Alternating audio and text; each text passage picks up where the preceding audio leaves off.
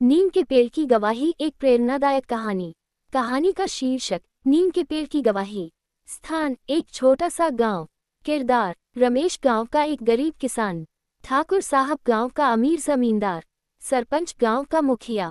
नीम का पेड़, गांव के चबूतरे पर खड़ा एक बूढ़ा पेड़। कहानी, गांव में रमेश नाम का एक गरीब किसान रहता था। उसकी मेहनत और ईमानदारी की मिसाल दी जाती थी। उसके घर के पास एक पुराना नीम का पेड़ था जिसे वह बहुत मानता था। वह हर रोज उस पेड़ की पूजा करता और मानता था कि वह पेड़ उसका रक्षक है।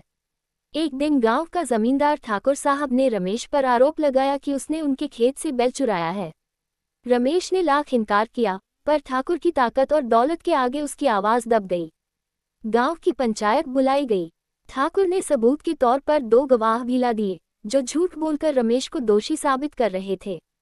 रमेश ने कहा, मुझे नहीं पता ये मुझ पर क्यों झूठा इल्जाम लगा रहे हैं, लेकिन अगर कोई मेरी सच्चाई जानता है तो वो है मेरे घर के पास खड़ा नीम का पेड़। गांव वाले हंसने लगे। सरपंच ने कहा, क्या नीम का पेड़ अब गवाही देगा? रमेश बोला, हाँ, अगर आप इजाजत दे तो मैं उस पेड़ के पास जाकर अपनी बात कहूंगा। सरपंच ने हामी भर दी।